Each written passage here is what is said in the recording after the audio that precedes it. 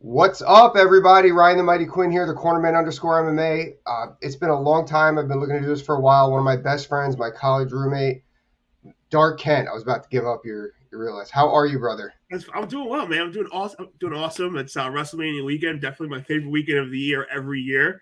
Um, thanks for having me on your show. I appreciate it. Of Whenever we get course. a chance to chit chat about wrestling, it's a great time.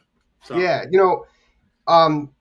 part of the reason we wanted to do this because you're doing your own thing with a wrestling podcast on Thursday nights. Is it 7:30 start? 7:30 start. Sometimes we were on colored people time, but now we're locked in at 7:30. 7:30 start every Thursday night. 7:30 start every Thursday. The Wolfpack Podcast. Check it out. You can talk with me in the comments there. I'm always commenting. Sometimes I feel like I'm talking to myself. That's okay, but no, it's the best. I love the back and forth. I don't like when they bleep you out a whole lot because I agree with you on like 99.9% of the stuff you say. But no, but you know what? In the world we live in now, you need a group of people who don't agree that are willing to talk things out. And it's like that's representative of the people. You guys are like the wrestling people's podcasts. Like that's what I think of there. Dude, I, I appreciate those kind words more than you know, dude. Honestly, and that's what mm, we try to be. That we don't see eye to eye on a lot of topics, but mm, that to me is what makes a great show or a great pod is you have 2-3 people who can disagree on topics, but um, get their point out and see what the people think. That's why the comment section's always lit, and we always have a good time. It's a lot of fun. yeah. No, it's great. Now I'm not as I'm not as what's the word partial impartial as you guys are. The reason why I brought you on here specifically is because I don't appreciate the flack that they're giving Cody Rhodes, your counterparts there, and I want to talk now about why his run is deserving, why things are good, and why he can carry the promotion going forward. But I'm going to let you start with the background and all that because I know that you're really passionate about this. All right, so is can you hear me? Because I can't see myself on the video. Can you see me I as well? got you. I see you. I hear you. All right, cool. So, real quick, as everyone knows by now, Cody Rhodes is in the main event of WrestleMania, taking wrestling Roman Reigns tomorrow night for the undisputed WWE Championship, the undisputed WWE Universal Championship, the whole big name. And I happen to be a huge, big Cody fan. Let's go back a few years now. So Cody was in the WWE. He started out with Randy Orton. He was in a group, Legacy, with Randy Orton. Did his thing there for a while. Had a couple other gimmicks after that. The Dashing Cody Rhodes. He had the Phantom of the Opera thing going on. A couple other gimmicks. Then linked up with his brother. And then after that became Stardust. The Stardust thing really didn't work out for him. It basically tanked. His career was really going nowhere fast. So he decided to leave on his own. So to me, you get a lot of respect for that more than anything. Oh That yeah. you're the most popular wrestling company in the entire world, one that's going to pay you a lot more than anybody else can, and you have enough self-confidence and belief in yourself that you say, you know what, I'm going to pick up and I'm going to leave on my own. I'm going to do my own thing, and I'll see what happens from there. From there, Cody wrestled on basically every independent. He won the ROH title. He won. I don't know if he won the IWGP title, but I know he won GCW title. He won a ton, collected titles in the Indies. Did extremely well. Then, of course, moved on to being one of the founding fathers of AEW. So basically started a company with him, Omega, the Young Bucks. They started their own company. AEW did pretty well. Then he decided after a while that it was time to go back to WWE and make a name for himself and try to win the title that his dad never won and be the top guy in the biggest wrestling company in the world. So that entire storyline, just from when I started speaking till right now, Cody has earned his stripes and he's done a lot. And this is a big weekend for him, a big weekend for wrestling. I definitely think he deserves it. And one of the reasons why I think he deserves it so much is just a personal story.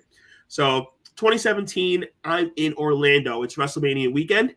As you guys know, WrestleMania weekend is the biggest, not only for the WWE, but it's the biggest weekend for every wrestling company out there. Every wrestling company, indies, what have you, they have a show that weekend. You have WrestleCon. There's a million meet and greets. anything having to do with wrestling is happening in that area, whatever city it's in, from, I would say, that Wednesday through, of course, that, the week after.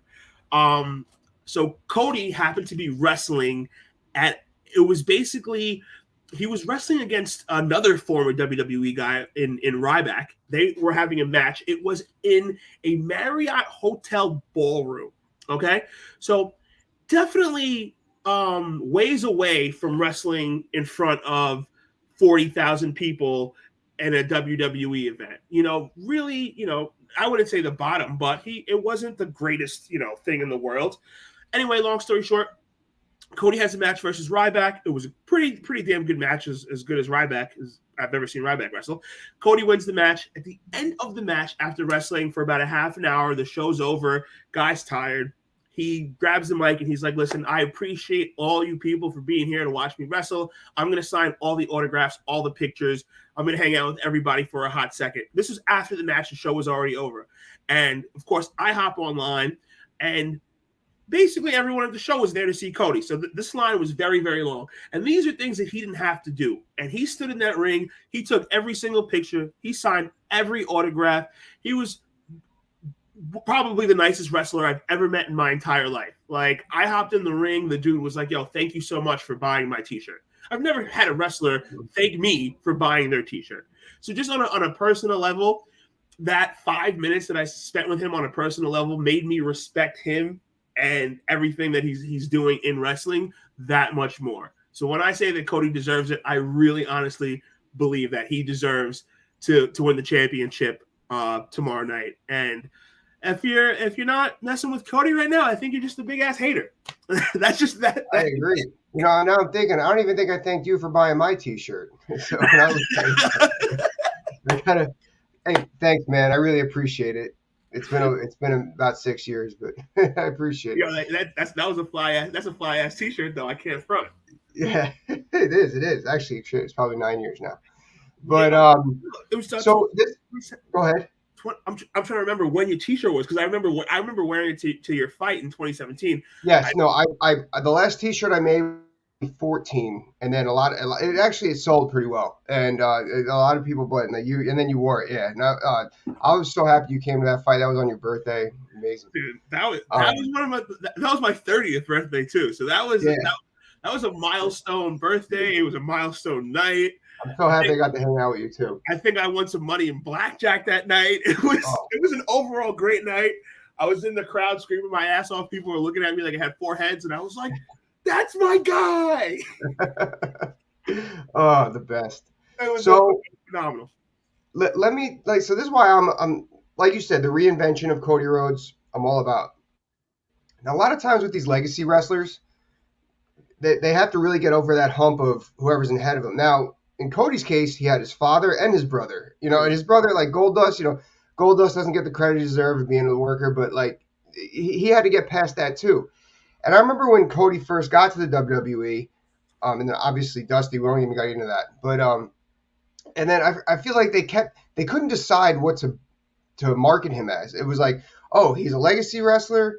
Oh, but then he's this amateur wrestler, which, by the way, this is a mixed martial arts show, so Cody has a serious high school amateur wrestling background. He was a 2-time Georgia State champion. Georgia's pretty good wrestling. Yeah. So, but like I felt like they kept going back and forth. Like, is he this tough amateur wrestler or is he Dusty Rhodes' son? And it was kind of like, I felt like they weren't really deciding, and it made him kind of vanilla. And I love the legacy outlook, the legacy stable that he was in. And then, he went up and down. The Stardust didn't work out, although when he first came out of Stardust, I thought it was pretty cool when he came out with Goldust. But now here he is. People are hating on the fact that, he came in at 30. He wasn't really around before that in the Royal Rumble. So it's like, but who cares? He reinvented himself. I think he's doing fine. I think he's a breath of fresh air with the other wrestlers that they have on the roster right now. And I can't wait to see it. I think he's going to pull it off. I think he could beat Roman Reigns. And let's do it. I can't wait for Sunday night. I can't wait either. And I mean, the Stardust thing ultimately failed, but I remember when the Stardust thing was happening, I was a big fan of the show Arrow at the time. He did wrestle Stephen Amell at a SummerSlam, so that was very cool for me. I also do believe that when you are, like you said, a legacy guy, it's very hard to get out of the shadow of the people that came before you. It's almost impossible. I mean, every Yeah. time people talk about the Usos or even Roman Reigns, they eventually bring up The Rock and bring up Yep. Rikishi Exactly. Exactly. and bring up Yokozuna and bring up that entire family. So it's definitely hard to do it, but you got to do it right. Even in Cody's case, calling himself the American Nightmare is Oh, such a good move on his part. yeah. Obviously, his dad being the American Dream, so that's a great move on his part, and I think he's doing the best that he could possibly have done to make a name for himself and be his own man in the WWE. And I mean, at the end of the day, that Rumble thing, while he came out at 30, I mean, for the most part, we knew he was winning the Rumble Mm-hmm. at the end of last year. So whether he came in at 1, 28, 30, what's the point? Okay. Yeah. And I the don't. only Yeah, reason I why, don't care about that either. It doesn't really. I mean, Yeah. everyone knew who was winning regardless. So whether he came out at what number he came out of, and in the Royal Rumble, if you want the full entrance, you either got to come out at 1 or 30. 1, 2, or 30.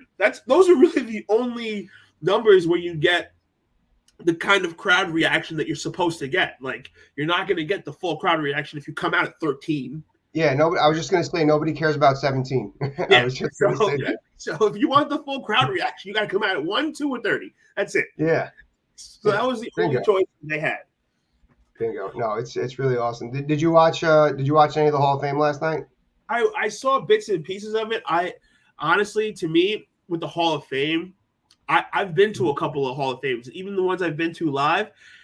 Depending on the inductees, it sometimes just runs on for me. So Yeah, I felt it was doing that a little bit. Yeah. it runs on. So I kind of, and these days with like TikTok, man, like you can just hop on TikTok or hop on Twitter, and you can basically get the gist of exactly what happened in nice little 30, 40-second clips.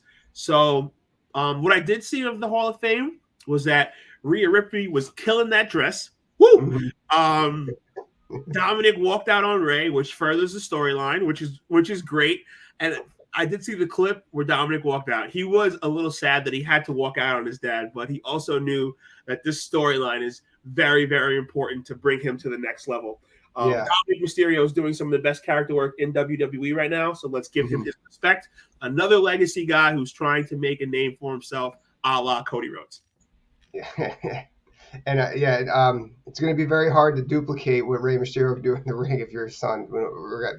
I was texting you when I was watching Halloween Havoc. What year was it? Against Eddie Guerrero a couple of years ago. 96? Yes. Amazing match. Now, I'm usually not a big fan. I know we spoke about this about the celebrity wing. I don't really like it when people could jump in front of everybody who else who put the work in, but I was cool. I liked the Andy Kaufman thing. I was watching some of his old promos before I went to sleep last night. Like, he was like 40, 50 years ahead of his time. Like, it was. Oh, yeah. It was pretty insane, some of the stuff he was doing, some of the stuff he was saying. And then Jimmy Hart talked about how he had to keep kayfabe. He wouldn't sign autographs. Like, that's legit Andy Kaufman, I mean, he knew how to get heat. I guess comedians, they get heat for a living. Andy Kaufman knew how to get heat, So big fan of that. The celebrity wing thing, I do get your point, but also just to play devil's advocate a little bit, I do believe that a few celebrities did have a very big their impact was huge. For example, Cyndi Lauper. Cyndi Lauper was gigantic. You're absolutely right. Was huge. I do think a few of those celebrity matches, and I'm not saying put them in the Hall of Fame, but like Mayweather was big. Tyson was huge for the WWE. I feel like those people could just go in, like I feel like they don't need to be like they just be recognized, especially Cyndi Lauper. Like I don't mean to cut you off, but like she was so huge with getting that culture into the professional wrestling. Exactly, rock and wrestling was big. Like Tyson with the attitude, but there's a couple things in there. Like I don't know. I'm not with Mr. T going in. I'm not. I like Mr. T, but like he did have the good match with Hogan. I don't know. When I hear how Roddy would speak about him, I'm like, like he kind of did ask to be put over in times, but I don't know. You know, maybe that's not fair of me to say that Mr. T doesn't run. I'll give you the floor. What do you The think? thing about Mr. T is Mr. T, obviously, he was very protective over his character because at the Hmm. time, and now WrestleMania 1 was what, 85? So Yeah, at the time, wasn't Mr. T like looked at as some big badass? Obviously, that's before our time, yeah, but this is true. This is he was true. at the time, I believe that he was supposed to be some type of big badass. So if you go on a wrestling show, and at the time, people weren't as comfortable with wrestling with kayfabe. So Hmm. if Mr. T went on a wrestling show and was made to look like a punk, then that probably would have lost him hundreds of thousands of dollars. So Yeah. Okay. I kind of understand why he was protecting his character because his whole character is to be a badass. Then you go on TV and Roddy Piper beats you up, you're no longer a badass and you're not a good actor. So what are you? Yeah. Um, Okay. Okay. You've switched me. I'm down with Mr. T. I'm down with so Mr. T. and he was in the main event of the first WrestleMania. So Hmm. True. everybody who was in that main event is in the Hall of Fame, I believe, right? You got Hogan, Mr. T, Roddy, and Orndorff. So Yes, you're right. You're right. the main event of the first show that is literally a big part of all of our lives. If you're listening Mhm. to this right now and you're The listening to granddaddy of them all. WrestleMania is a big part of your life. Yeah, It is. That's just the truth.